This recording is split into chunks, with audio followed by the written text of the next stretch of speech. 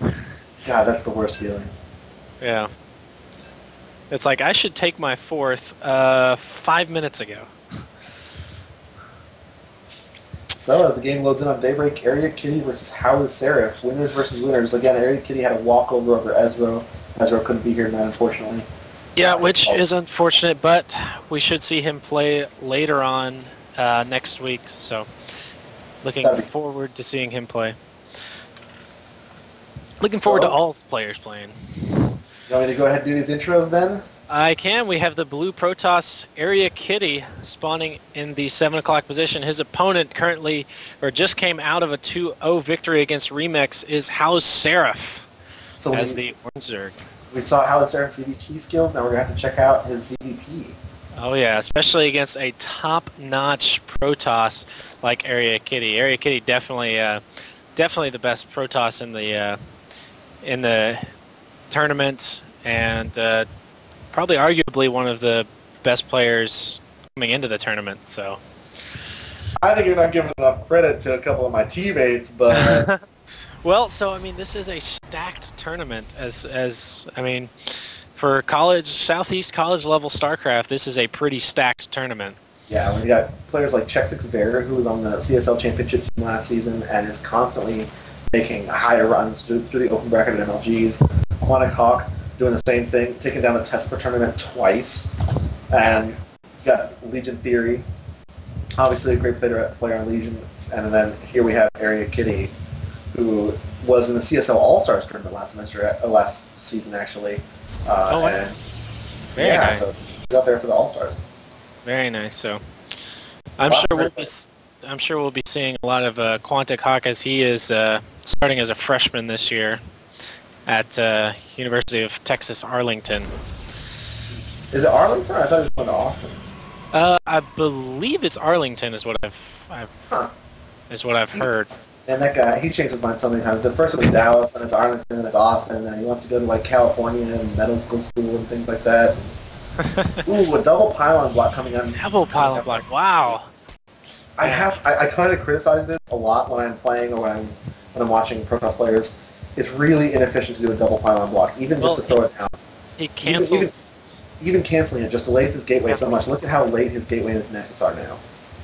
His Nexus should already be down. Just now going down, yeah. I would prefer if you could pylon block the natural and then just probe block the third. And then cancel the natural at the last second, and then you're going to get your Nexus and your gateway so much faster. If I were the Zerg right now, I'd feel really comfortable and have a lot of time to drone. Well, right now he's going the Ling route, and he definitely wants to get that pylon down. And hopefully we will be seeing a lot of droning in behind this. Yeah, no doubt. I would take the third for your naturals. It feels uncomfortable sometimes, but well, it's just so far out there. It's like, okay, now I've got that to defend. I mean, if he puts on if he were somehow to put on some early pressure, that's already down, and I've got to worry about defending that now. Check out this hidden probe at the fourth base too. He's just tucked away nicely there, and that's not going to get spotted anytime soon.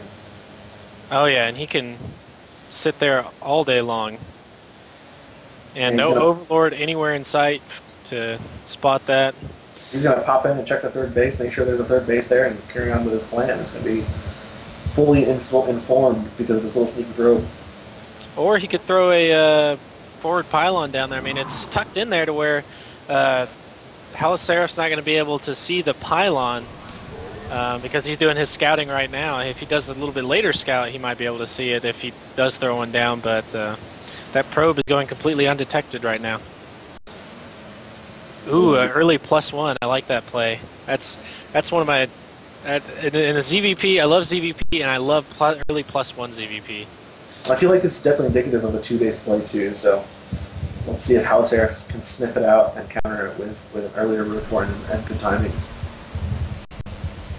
Taking his double gas at about 545, totally standard, especially considering the situation where he's got too many minerals from getting a little pylon blocked early. Zealot pushes out to the watchtower and takes down a Zerg for free.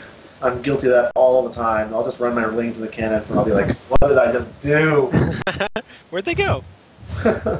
Well, that probe's still going undetected. Warp gate tech on the way +1 about halfway done, and Haluseraph's basically just droning, getting a little bit of Zergling, get a few Zerglings out just to make sure that he can stop Zealot and the Stalker, but besides that, we got 3 more gateways out of Kitty. That pylon's still invincible. I mean, Halu even scouted at the 4th base to make sure that when Pylon's there, he's going to be in for a little bit of a surprise here. This Queen went in a little bit of pressure, but should survive. Ooh, a big one out of Ooh, nice read. Oh, it's around. Oh, he's going to scrap the Stalker. Yeah, he needs to just keep moving that Stalker out of there, because right now the Stalker is faster, but... Where's the Benny Hill music when we need it? Ooh, the Zealot kills the Link and the Creep to him right there. That's a big win. Getting a Creep out, pushed out, is really important. Wow. Oh, my gosh. I'm watching that Stalker, and he is just running away, recharging his shields, and he's going to make it all the way back home. Oh, no! The Pylon gets spotted. Pylon gets spotted. That he is gets a quick warp of his Zealot. fighting sense, though. And he does have the Zealot there to be able to defend it, and he needs to get a quick warp in. Will he be able to get it? Really should. If he doesn't, yeah, there it goes. There it goes.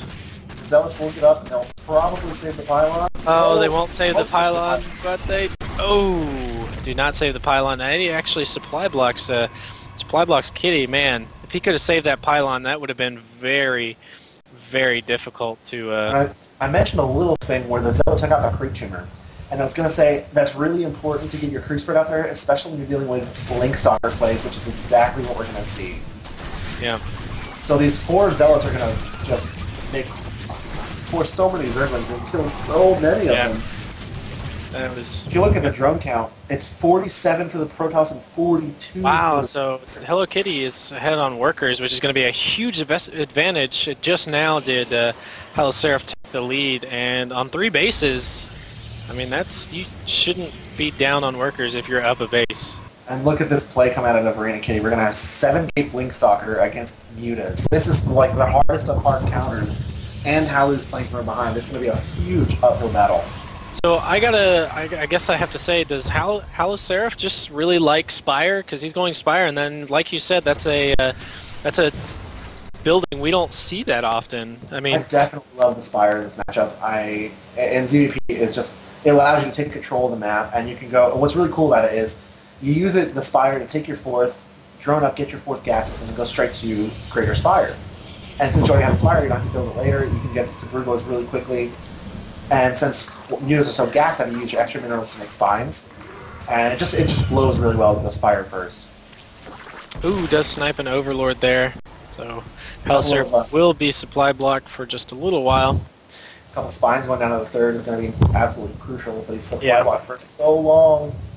And looks like we got one kind of halfway forward Pylon, and we could be seeing possibly another one go much closer. Oh, does not deny the 2nd Creep Tumor, but nice, decent force fields there, going to stop those Zerglings from coming in. He's just going to deal with these spines without the Zergling support.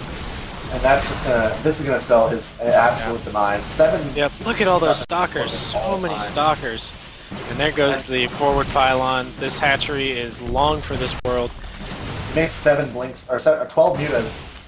I don't see what he's gonna be able to do. Yeah, that's gonna be tough, especially with these +2 Blink Stalkers. I mean, +2 Blink Stalker plus Guardian Shield. Yeah, it's just not looking through for Halu. No, not at all. Throwing down some just preliminary force fields to keep his Stalkers alive. And there go the Mutas right over the Stalkers, trying to take out the sentries. Will they get it? It looks like they do clean up all the sentries, but there's still so many Stalkers to deal with. And Haluseraph GG's. Lots of Blink Stalkers, crisp timings from Arena Kitty, and just getting that 4-gate pressure out there really threw Halu off. And again, I've got to go back to throwing people off of their own game. If you can throw players at this level off of their game, it snowballs in your favor, especially if you just understand the matchup as well as Arena Kitty does.